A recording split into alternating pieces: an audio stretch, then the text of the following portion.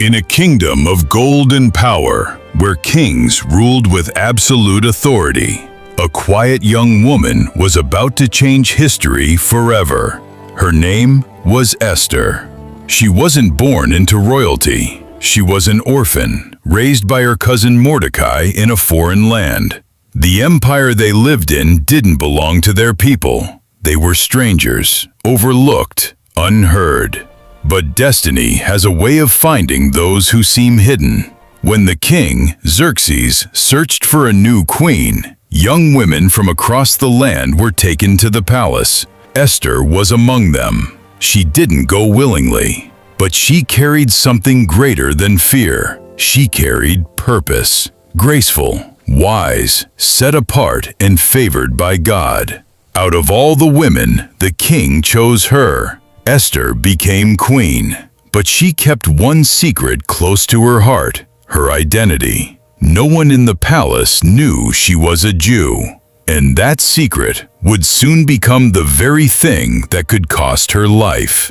Not long after, a powerful official named Haman rose to influence. He demanded honor, respect, even worship.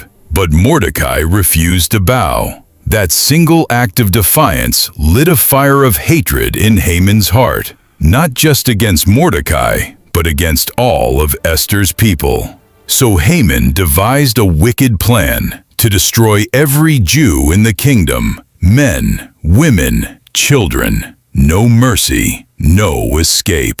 And the king, unknowingly, approved it. When Mordecai heard the decree, he was shattered. The streets filled with mourning, fear spread like wildfire. Then he sent a message to Esther. Do not think that because you are in the palace, you will escape. If you remain silent, help will come from somewhere else, but you and your family will perish. Then came the words that would echo through time. Who knows if you have come to your royal position for such a time as this? Esther was afraid. Approaching the king without being summoned was a death sentence. One wrong step, and she would be gone. But something shifted inside her. Fear gave way to courage. She replied, "Gather everyone, fast for me. I will go to the king, even if it costs me my life."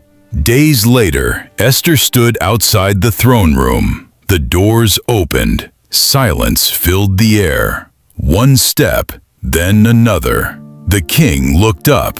This was the moment, life or death. And then he extended his golden scepter. She lived. But Esther didn't rush. She was wise, strategic. She invited the king and Haman to a banquet, then another. And at just the right moment, she revealed the truth. I am one of the people marked for destruction, and the man behind it stands here. She pointed to Haman. The room froze. The king's face burned with fury. The truth had been revealed, the trap exposed. Haman was seized, and in a twist no one could ignore, he was hanged on the very gallows he had built for Mordecai. What was meant for evil was turned for good. What was meant for destruction became deliverance. Esther didn't just save herself, she saved an entire nation. And her story still speaks today.